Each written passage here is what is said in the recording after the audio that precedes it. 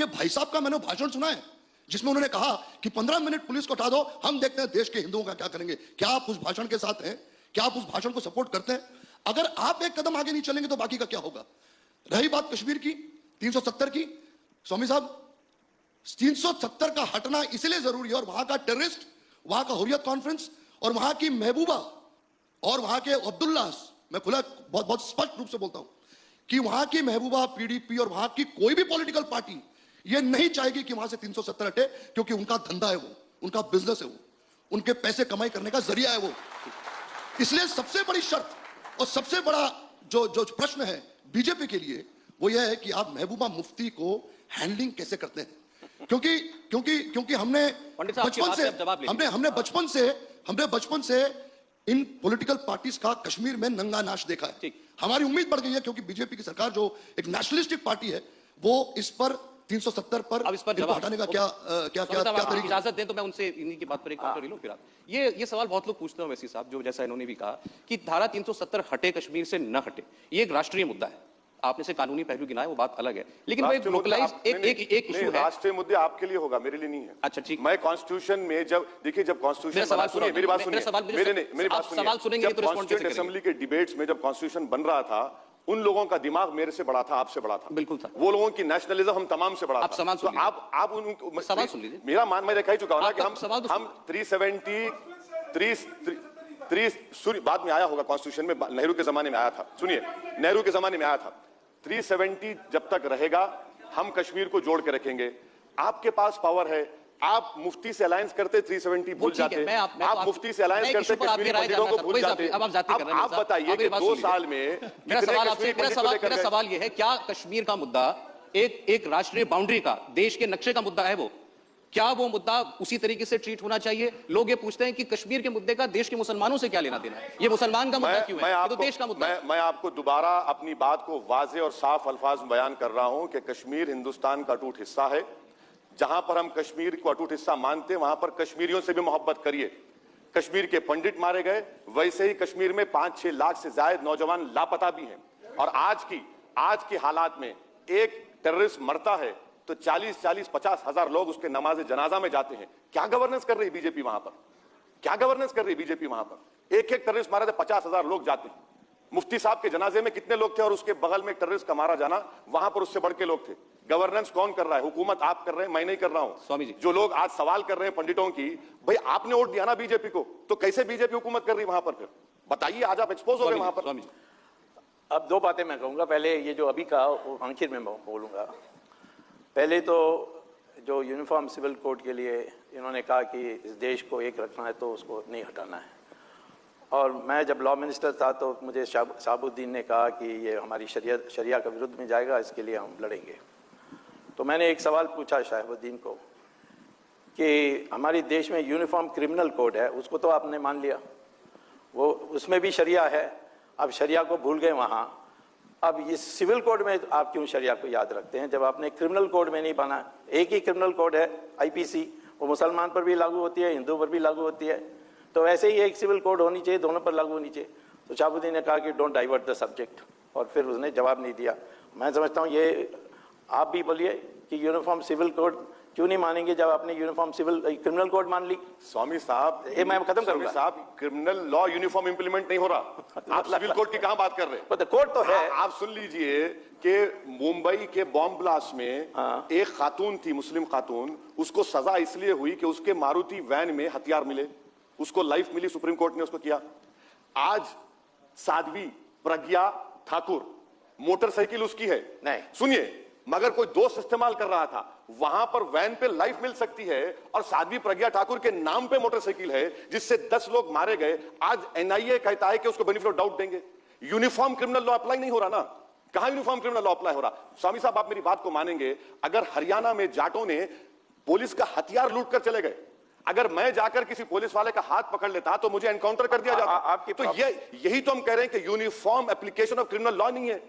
नहीं, अपन तो rule of law तो हम बोलते, कहां एप्लीकेशन? तो इतना तो मानते हैं कि यूनिफॉर्म सिविल कोड है, यूनिफॉर्म क्रिमिनल कोड है, एक कोड सब पर लागू होती है। ठीक से नहीं लगी है, अधूरा लगी है, ये सारी अलग बात है।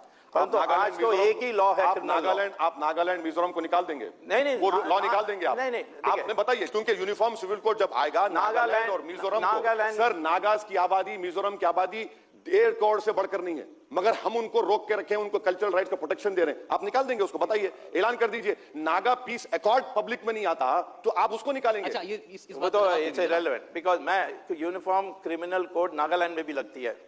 मैं कहता हूं कि थियोरेटिकली हो, इसकी इम्प्लीमेंटेशन में अलग से बहस हो सकती है, लेकिन आज सारे मुसलमान ने यूनिफॉर्म क्रिमिनल कोड माना है। एक हिंदू जज मुसलमान को सजा दे सकता है, एक मुसलमान जज हिंदू को सजा दे सकता है।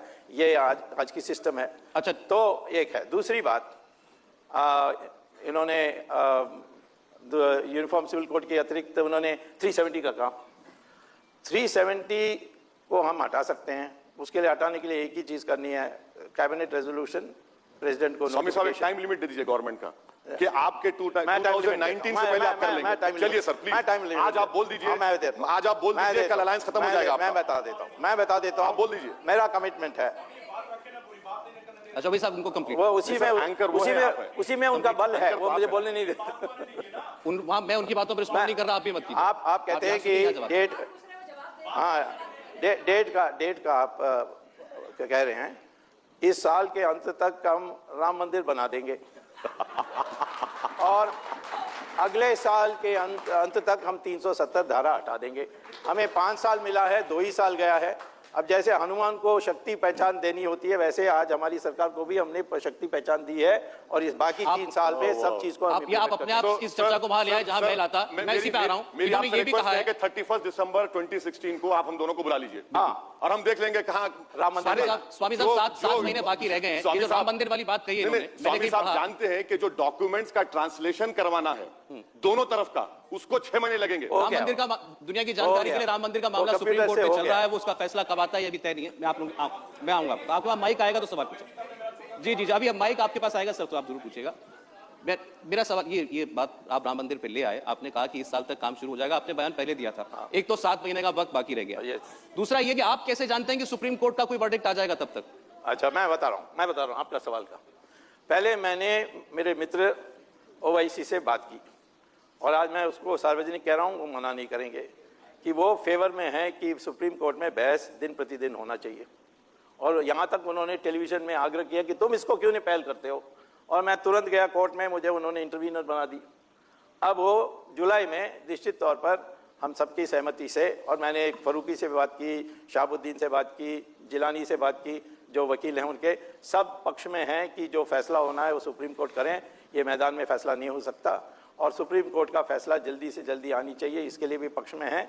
और इसीलिए डे टू डे हियरिंग जुलाई में हम सुप्रीम कोर्ट में पास करा देंगे और उसके बाद इस पर बहस सिर्फ 1 महीने से ज़्यादा लगेगी नहीं, क्योंकि मस्जिद को सऊदी अरेबिया में, कतार में, टर्की में, पाकिस्तान में उसको प्रार्थना स्थल मानते हैं। उसको एक जगह से हटा के दूसरी जगह में बना सकते हैं।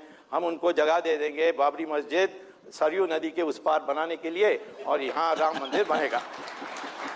मान लेंगे आप जैसे लोग और देश के मुसलमान। स्वामी साहब का बस चलेगा तो वो रघुराम राजन को भी अमेरिका भेजा देंगे। तो वो बोलते अच्छा है, होने वाला। 30 और मुकुल रोहतगी और खुद फाइनेंस मिनिस्टर भी बन जाएंगे वो। तो देखिए, बाबरी मस्जिद के डॉक्यूमेंट्स का ट्रांसलेशन को 6 महीने लगेंगे। मेरी दोबारा स्वामी साहब से रिक्वेस्ट है कि prime minister of India attorney general को बोलकर कोर्ट के सामने जाकर कहे, आप और हम नहीं है, अग्री, गवर्नमेंट ऑफ इंडिया जाकर बोले कि डे टू डे हियरिंग कराइए। नया अटॉर्नी जनरल जाकर कोर्ट को कहे, ये गवर्नमेंट कैबिनेट में डिसीजन ले ले इन प्रिंसिपल कि we'll have day to day hearing, करिए। लीजिए अटॉर्नी जनरल को, जिसको पसंद नहीं करते ये, वो भी 6 महीने में जा रहे हैं, उससे पहले करवा लीजिए। तो आप दलवा दीजिए सुप्रीम कोर्ट में कि भाई हम ये government day to day hearing चाहती है, करवाइए। ये तैयार है। एक सवाल मैं ले लेता हूं बीजेपी के लक्ष्मीकांत मित्तल साहब, आपसे पहले अगर इजाजत देते हो, पीछे आपके एक प्रश्न। मैं ओवैसी साहब से पूछना चाहता हूं, आज की डिबेट का बिंदु है मोदी राज में मुसलमान असुरक्षित। निश्चित तौर पर आदरणीय नरेंद्र मोदी जी ने तो प्रयास प्रारंभ किया मुसलमान के प्रति सुरक्षा की भावना का जागृत करने का, लेकिन क्या ओवैसी साहब के जो जहरीले भाषण रोज होते हैं हिंदुओं के खिलाफ, उनसे क्या यह संभव है कि मोदी साहब का जो प्रयास है सबका साथ सबका विकास, उस्ताद योजना, मुस्लिम लड़कियों के लिए शिक्षा की बेहतर व्यवस्था, विदेश अगर अल्पसंख्यक समुदाय के लोग जाएंगे तो उनके लिए बेहतर व्यवस्था, ये जो उन्होंने प्रयास प्रारंभ किया है, क्या दोस्ती का हाथ एक तरफा ही चलेगा, दूसरी तरफ से नहीं बढ़ेगा? दूसरी बात पूछना चाहता हूं मैं ओबीसी साहब से कि क्या भारत के संविधान की जिसकी दुहाई ओबीसी साहब दे रहे हैं, भारत के संविधान में आस्था भी व्यक्त कर रहे हैं, लेकिन उस संविधान में कहीं धर्म पर आधारित आरक्षण की व्यवस्था नहीं है, और फिर आरक्षण की चर्चा कर रहे हैं ओबीसी साहब, और दादरी की चर्चा की ओबीसी साहब ने। मैं ओबीसी साहब से विनम्रतापूर्वक आग्रह करूंगा, जो वहां का मेडिकल परीक्षण होकर आया उस मांस का, उस रिपोर्ट को देख लें। उत्तर प्रदेश की समाजवादी पार्टी की सरकार ने उस मेडिकल रिपोर्ट को जो परीक्षण होकर आया उसको छिपा कर रखा हुआ है। दूसरी बात, 602 सांप्रदायिक उन्माद की घटनाएं समाजवादी पार्टी की उत्तर प्रदेश की सरकार के कार्यकाल में हो चुकी है 4 साल में, क्या उस पर भी कोई टिप्पणी करना उपयुक्त समझेंगे? जी, आप जवाब ले लेते हैं एक एक करके। पहले जी हाँ, लेकिन एक एक करके दीजिएगा। पहले उन्होंने कहा आपके भाषण बहुत जहरीले होते हैं, समाज में विष जहर घोलने वाले होते हैं। ठीक है सर, अब ऐसा है ना कि मेरे भाषण बास के लिए हक बयान करना जहर है और बास के लिए हकायक पर मुबन्नी है। मैं हर जगह तकरीर करता हूं। सर उत्तर प्रदेश से हैं, बीकापुर में मेरे 2 रैली हुए सर, मेरे पर एक केस नहीं बुक हुआ। महाराष्ट्र में मेरे 25 मीटिंग्स हुए, एक केस नहीं बुक हुआ। आपको अनुमति नहीं देती है उत्तर प्रदेश सरकार, आपको इलाहाबाद में अनुमति नहीं दी उत्तर प्रदेश सरकार ने, आपको लखनऊ में अनुमति नहीं दी। सर सुनिए, आप बुजुर्ग हैं, मैं वही तो कह रहा हूं कि उत्तर प्रदेश सरकार में और आप में जुगलबंदी है, नूरा कुश्ती हो रही है आप में उत्तर प्रदेश सरकार में। आप एक तरफ बोलते हैं, वो दूसरी तरफ काम करते हैं। बीकापुर में मैं तकरीर कर सकता हूं बाई इलेक्शन में, मगर आम दिनों में आ नहीं सकता। आपका बात बिल्कुल सही है, आपकी गवर्नमेंट सेंटर में है, आप क्यों नहीं उनको एक नोटिस देते कि इतने फसादात क्यों हो रहे हैं? तीसरी बात, आप कहते हैं माइनॉरिटीज का बजट का, आप मदरसा मॉडर्नाइजेशन की बात किए। अभी मोहतरमा एचआरडी मिनिस्टर साहिबा थी, उनसे पूछ लेते कि मदरसा मॉडर्नाइजेशन में इस साल 130 करोड़ रुपए कम कर दिए गए, क्यों कम कर दिए गए? मैं तो चाह रहा हूं ना सर ये सब चीजें आए। और आप रिजर्वेशन की बात किए, सर मुझे ये बताइए, हिंदुस्तान के कॉन्स्टिट्यूशन में आप बोल रहे हैं, तो ये कहां से आ गया कि सिर्फ हिंदू, सिख और बौद्ध मजहब का ही दलित होगा? क्या ये equality before law, right to religion equality इसके खिलाफ नहीं है? और फिर रिजर्वेशन आप कर्नाटका में आप दिए, आपकी हुकूमत थी बीजेपी की, वहां रिजर्वेशन कंटिन्यू किए आप। जाटों को किस बुनियाद पे दे रहे हैं सर आप? पटेलों को किस बुनियाद पे दे रहे हैं आप? इसलिए कि वो हिंदू हैं? आप इसका यह मतलब बताना चाह रहे हैं कि आप जो हिंदू के अच्छे लिए करेगा, जो मुसलमान के लिए नहीं करेंगे? सर कॉन्स्टिट्यूशन तो आपके लिए बराबर है ना? कोर्ट डिसाइड करेगा वैसे साहब, ये डिसाइड कोर्ट करेगा ना। एक सवाल अजीत अंजुम इंडिया टीवी के मैनेजिंग एडिटर हैं, एक सवाल उनका। ठीक है सर, मैं आपके इल्म में इजाफा करने के लिए कहूंगा कि सच्चर कमेटी के पेज नंबर 45 पर जाकर पढ़िए, जिसका बार बार बीजेपी जिक्र करती है गुजरात का मामला लेकर के, अच्छा मामला है। सच्चर कमेटी को पढ़ लीजिए, मुसलमानों में और क्रिश्चियंस में भी जात है इस मुल्क। सर इंडिया आपको